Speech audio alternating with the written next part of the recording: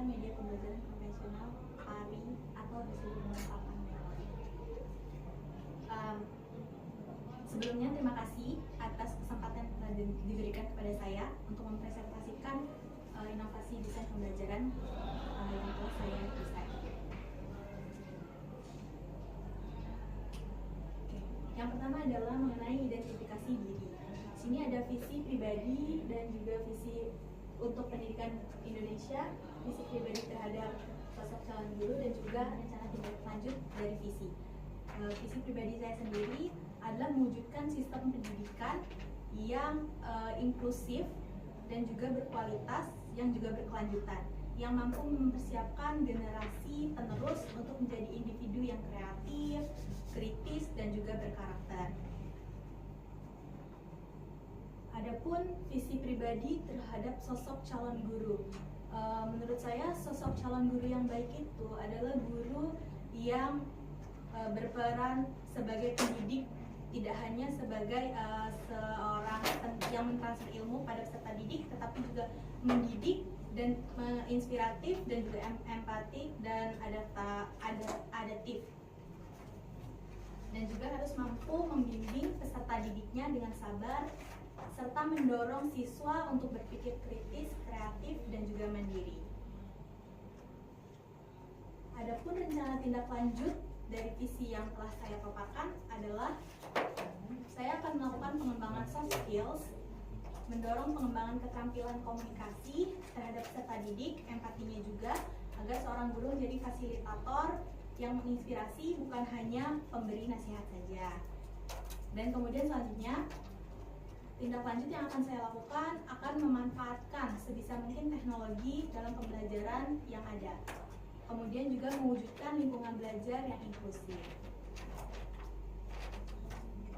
Pengalaman belajar yang bermakna bagi saya selama mengikuti kegiatan program pendidikan profesi guru ini adalah, yang pertama adalah ketika menerapkan teori-teori yang saya dapatkan dari perkuliahan di dalam praktik pengalaman lapangan.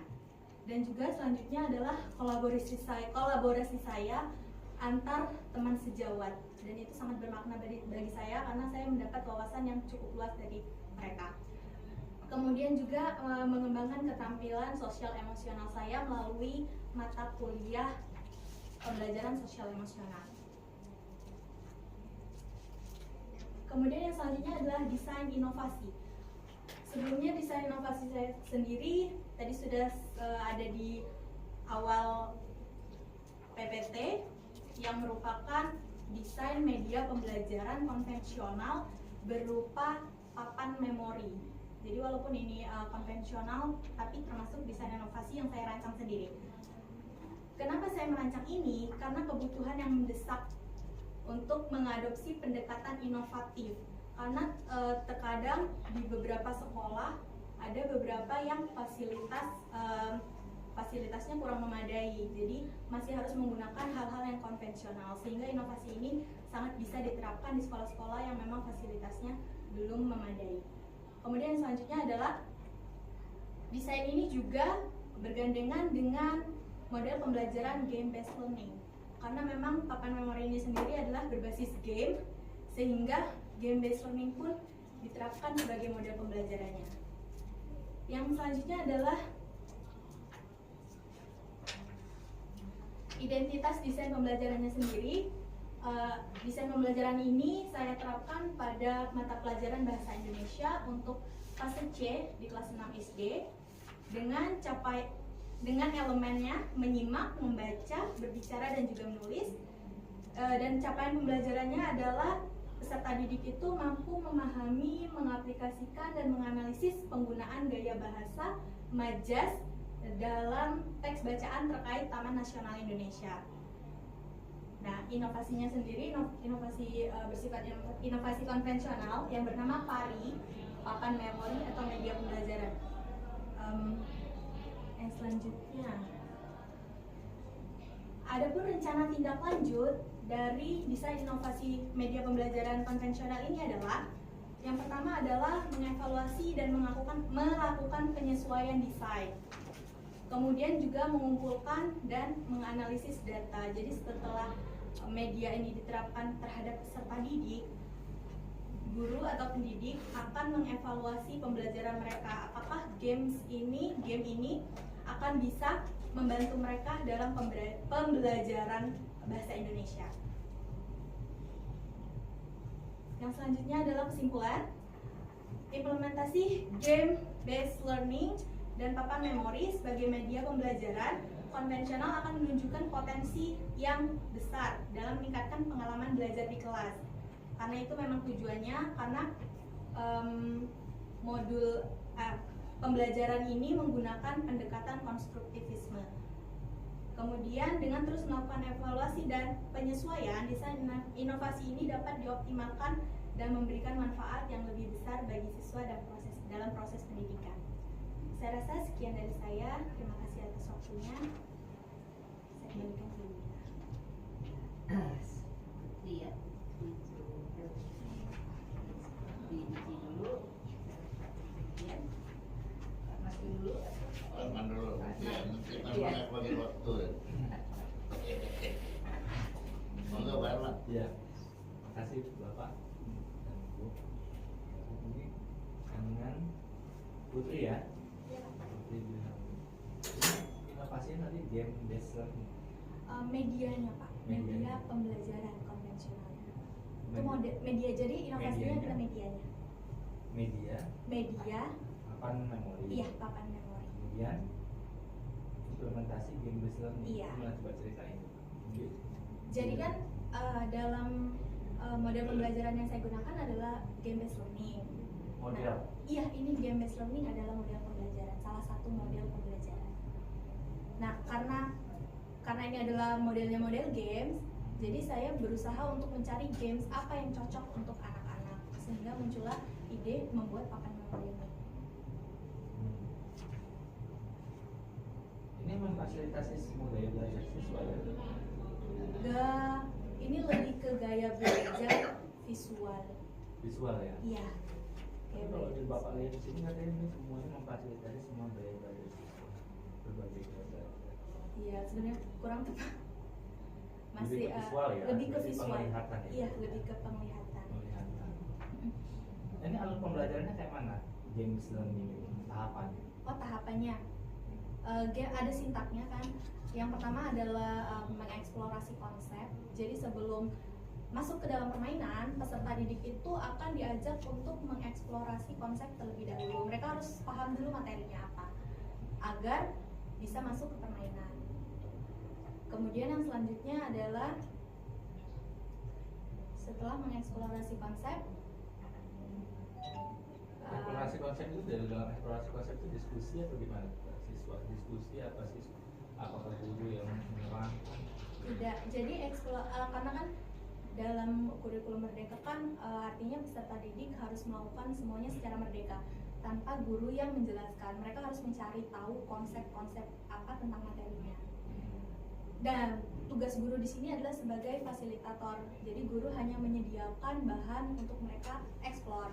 Seperti contohnya infografis. Jadi guru bisa menempel-nempel infografis di kelas, kemudian menginstruksikan terlebih dahulu. Instruksinya itu bisa berupa pertanyaan terlebih dahulu. Misalkan coba peserta didik cari informasi mengenai ini. Jadi guru akan menulis pertanyaan-pertanyaannya dan mereka akan mencari sendiri, bisa berkeliling kelas, dan itu dilakukan secara mandiri, individu. Setelah eksplorasi konsep kemudian baru lanjut ke implementasi. Nah, karena ini game based learning, jadi implementasinya adalah mengenai gamenya. Jadi gamenya sudah akan diimplementasikan. Dalam implementasi ini yang pertama adalah pengenalan mengenai gamenya terlebih dahulu. Jadi pengenalan ini gamenya seperti apa, cara bermainnya seperti apa. Kemudian yang selanjutnya adalah pelaksanaan permainan. Setelah mereka tahu cara bermainnya, langsung bermain, dan guru akan menjadi pengawas dan menjadi pendukung bagi peserta didik. Ya, ada lagi Pak. Sebenarnya kalau ininya ada evaluasi, ada refleksi, kemudian yang terakhir adalah penguatan. Untuk sintak game based learningnya sendiri. Ada evaluasi. Evaluasi, refleksi, dan juga penguatan materi. Penguatan materi. Ya.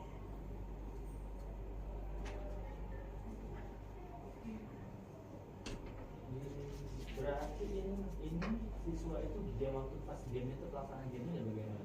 Bisa di gamenya Game permisi ya Pak.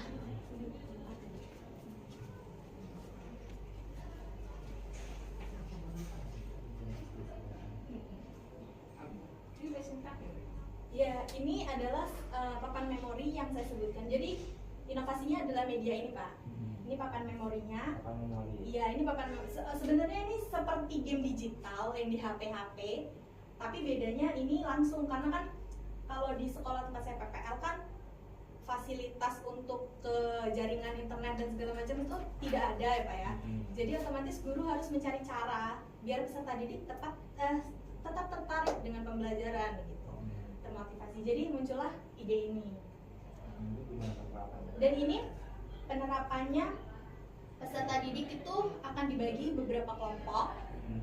Kemudian yang selanjutnya adalah mereka harus mencocokkan setiap kartu. Jadi kartu yang mana Kak, pasangannya yang mana? Kartu. Iya, Jadi siswa ini di kartu. cerita di ini kartu. Iya, nah Dibagi kartu siswa. tidak Pak, hanya ini saja. Jadi kartunya itu tertempel di sini dan mereka di posisi mereka masing-masing. Jadi misalkan ini kan posisinya seperti ini Pak, nanti ini dibalik.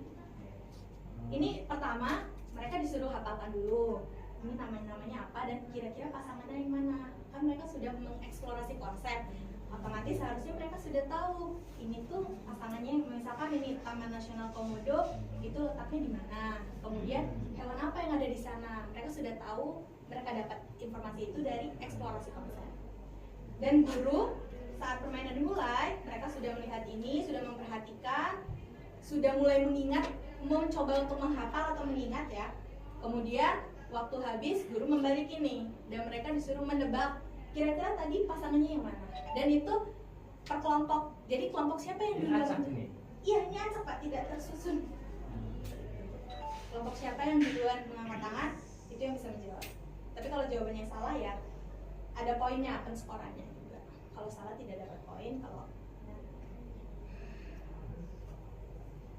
Ini udah dikatin belum? belum, ini baru rencana. Ini makanannya belum ada itu. Satu tahapan ini tadi. Game desain. Oh ada Pak di bagian belakang. Gimana kan? Iya. Nah ini ya, mau dilanjut. Nah ini adalah Tahapannya ya. ya.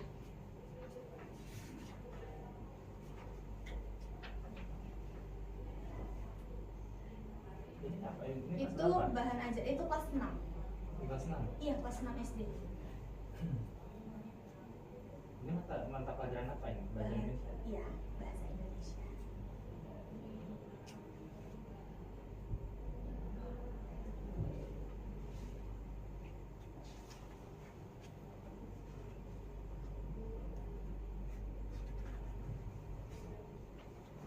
Cukup Bu.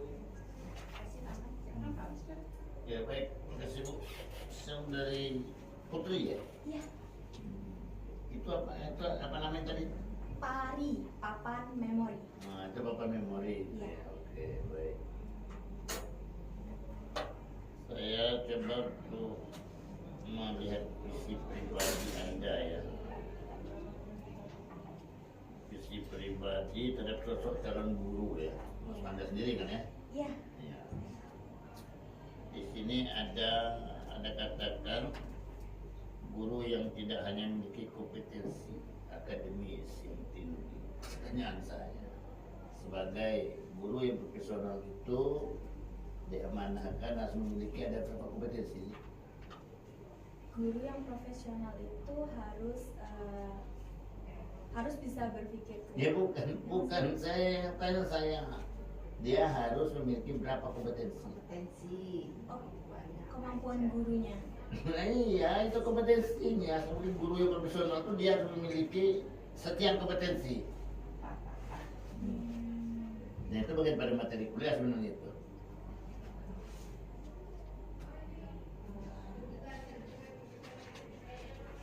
Tahu. Nggak tahu, nah itu makanya pengguna istilah aja Anda jadi salah gitu. Kompetensi akademis ini kan ada kompetensi sendiri istilahnya. Ya, kamu nggak pernah ngedengar gitu. Ada 4 kompetensi gitu. Yang pedagogik. Nah yang nggak ngerti lah ya. Nah itu, hati-hati itu udah hafal nanti waktu ujian akhirnya nanti di ini keluar nanti. Mestinya kamu sini kan tidak hanya istilah kamu tidak hanya memiliki kompetensi ya pengetahuan saja, profesionalisme bahasanya kan. Jadi ada berapa sebenarnya? Ada berapa kompetensi? Oh betul ya. Iya ada 4. Ya. Nah, apa diantaranya? Kompetensi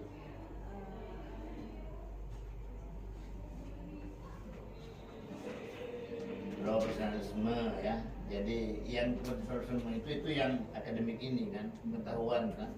Kemudian ada kompetensi pedagogi, kemudian ada kompetensi sosial. Ada 4 kompetensi yang kemudian yang terakhir kepribadian. Nah, ya, jadi guru profesional itu memiliki kepribadian. Badan itu tadi yang berkaitan dengan pepatah lama itu. Ya, guru itu digugur dan ditiru itu kan, iya kan, iya, menanam gitu kan.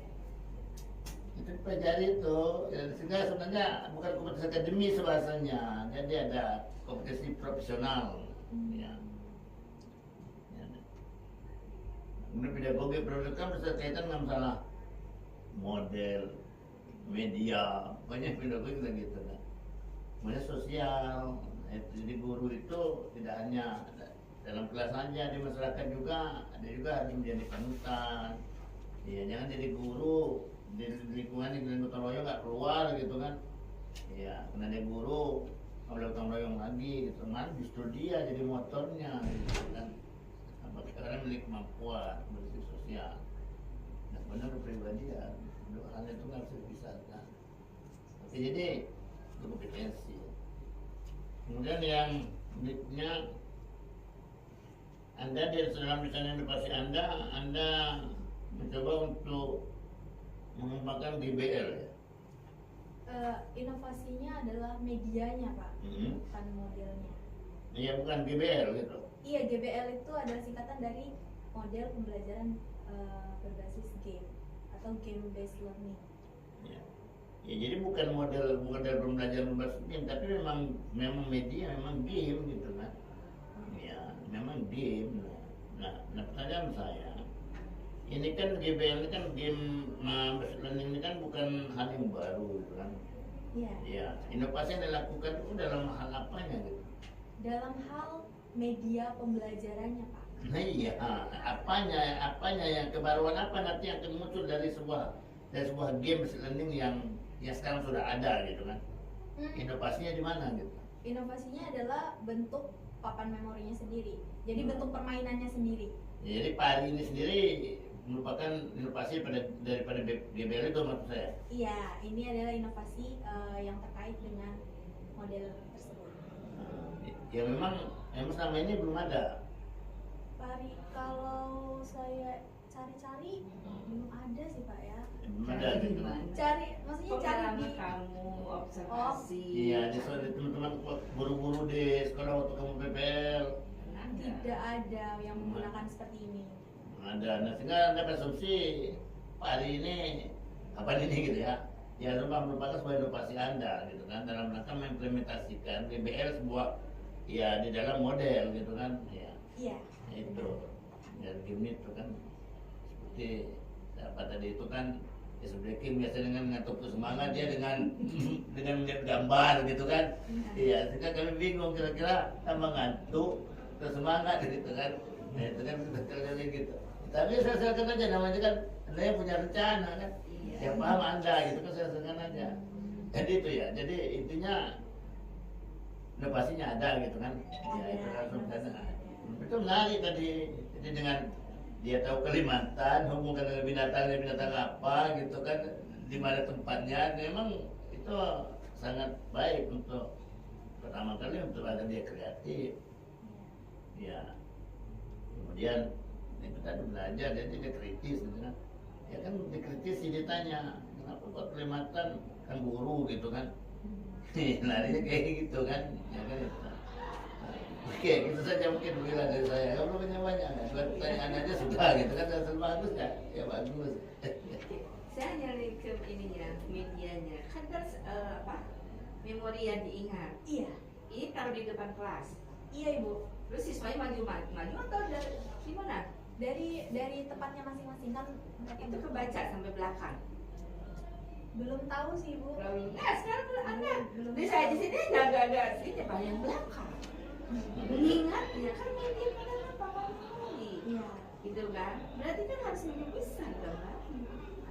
Ya mungkin Sampai- tapi ini kan prototype ya Bu. Mungkin hanya percobaan terlebih dahulu. Iya, media itu harus kalau itu misalkan siswanya harus mengingat itu kan nggak mungkin satu-satu perlu banyak waktu. Jadi kan harus sekelas itu melihat ke di depan taruhnya. Nah terus saya baca kalau yang paling belakang, kalau ini yang belakang. Seperti itu. Ya, nah gimnya itu nanti kelompok atau gimana? Sebenarnya ini bisa per kelompok, bisa individu juga. Tapi karena keterbatasan waktu ya Bu ya, jadi dibuat per kelompok. Itu nggak kelompok. Jadi lebih seru. Jadi misalnya kelompok mana yang menang kan itu ada poin-poinnya itu ya. Saya ingatnya ini gambarnya dibuat lebih besar. Gambarnya kan pasti ini ngambil ya. Gunting-gunting harus buat sendiri. Jadi bisa buat kecil. Supaya siswa media itu terlihat oleh siswa yang paling belakang. Ya. Silakan. Baiklah, terima kasih atas waktunya yang telah diberikan. Sekian presentasi dari saya akhiri. Wassalamualaikum warahmatullahi wabarakatuh. Terima kasih ya Pak, Bu, Pak. Panggil dulu, ditutup dulu kenyangnya. Ini mapungnya nggak ada ya? Iya Pak, saya nyari-cari nggak ketemu. Mapungu, teman-teman pada pakai mapungu. Saya cari-cari di beberapa toko nggak ketemu.